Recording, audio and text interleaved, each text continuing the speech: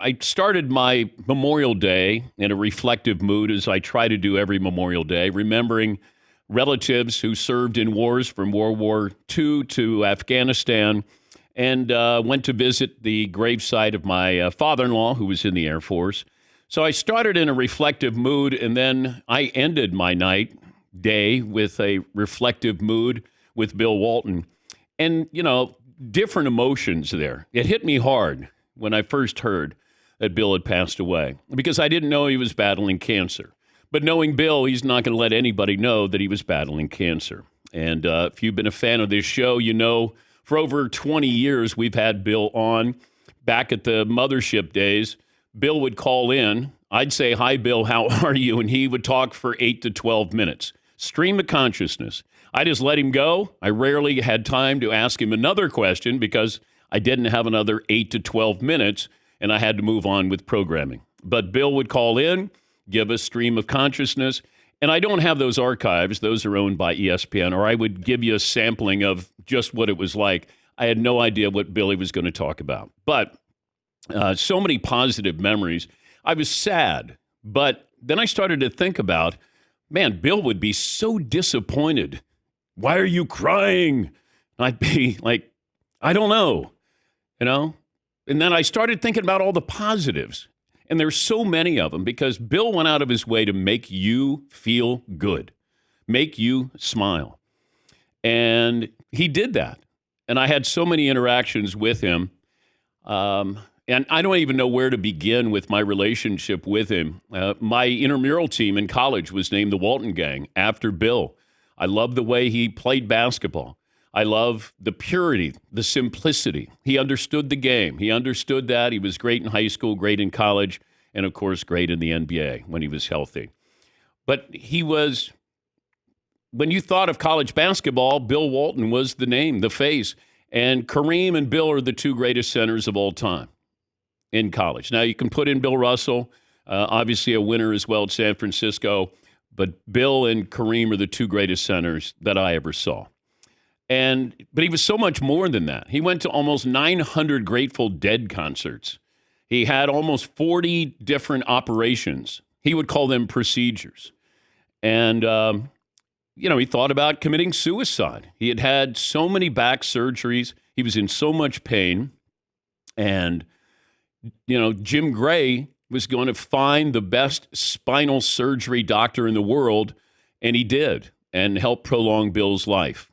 And Bill was in extreme pain, and he even came on the show and thought about suicide. But after that, it felt like he had a new lease on life, and he was going to squeeze every ounce of every topic, every person, every game, every moment. And you can't help but have a smile on your face when you think about Bill. The story that I tell often, we did a show called NBA's Greatest Games at NBA Entertainment. And so we look back on a game in the 1986 NBA Finals, and Bill came in as the guest. We watch the game, we get opinions, and then, we close it up, and I'm getting ready to go into New York City. And he goes, "Can I get a lift?" And I go, "Bill, I'm driving a Volkswagen Jetta." And he didn't care.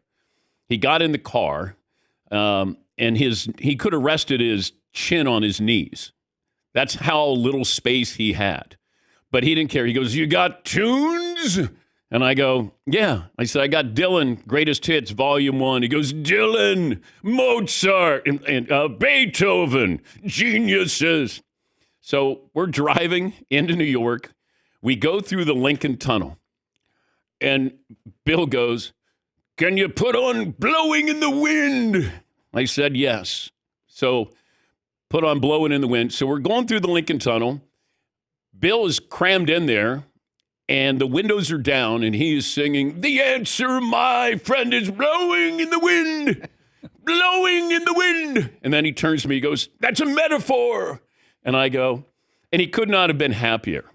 And here he is squeezed in there. He always wanted to be listed at 6'11" because he was told that 7-footers are freaks. So Billy, he was probably 7'2". But he sent me a bunch of gear when we moved into the man cave, sent me his autographed jersey and autographed basketball. I was there for his first pro game. when he faced Kareem at the University of Dayton his rookie year. Waited for him. He came out of the locker room, and I walked across the parking lot with him. He had a red plaid shirt, and he had jeans, and he had a bandana. He had long hair, and he had a bag.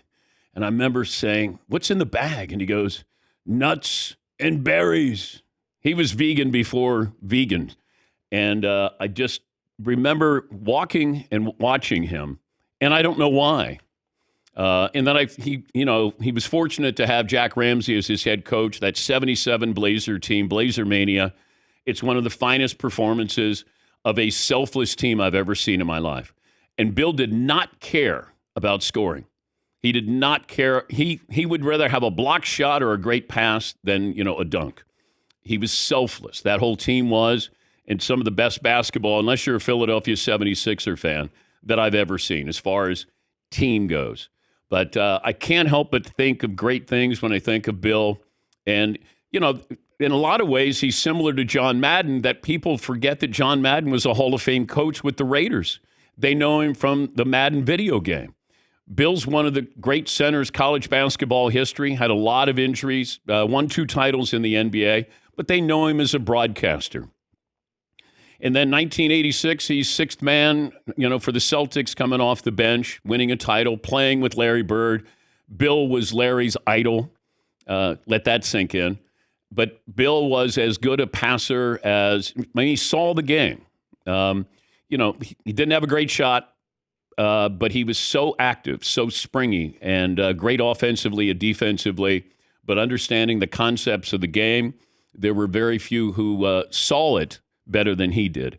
He just couldn't play. He was, even the following year after they won the title, I think they were 50-10 after 60 games, and then he got injured. And his career was really marked by those injuries, foot injuries, back injuries as well. He was a character. And I remember talking to John Wooden about him. And, Coach would have a smile, that smile that's like, boy, he put me through the ringer. And he would say, "Oh, Bill." And, but they all had such reverence for Coach Wooden. So Bill passing away at the age of 71. And if you came in contact with him, you were a better person because he was going to make sure you had a smile on your face. So Billy passing away at the age of 71. Thanks to those who did reach out because it did hurt. It stung me hard. And then I kept thinking, God, he'd be so disappointed if he knew I was sad. And that's true. So we celebrate Bill Walton.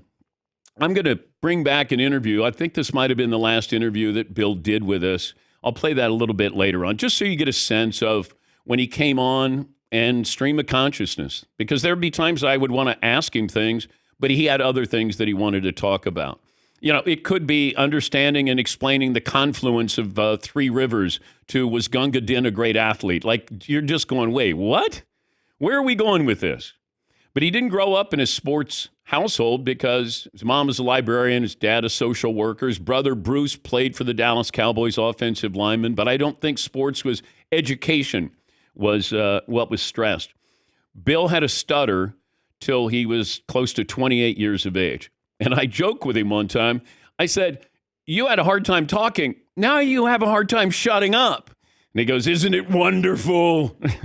So had that great voice, booming voice, and he loved the game. He always talked. I remember saying to him, "God, you had that series against Kareem, and you went down the lane and dunked on him." He goes, "Oh, my idol." Like it almost hurt him that he was dunking on his idol, Kareem, in a playoff game. But for those of you in Portland, you're very, very fortunate. You got to watch some of the greatest basketball ever played, in my opinion, in Blazer Mania when you beat Dr. J. They lost the first 2, and then they won the next 4. Yeah, that's. I was trying to sum up how I could put this into words and not get emotional, and hopefully I've encapsulated. But imagine when we all want to have an impact. We all want to leave people thinking that person was this. Billy did that. Bill left an impression that puts a smile on your face. And that's a damn good legacy.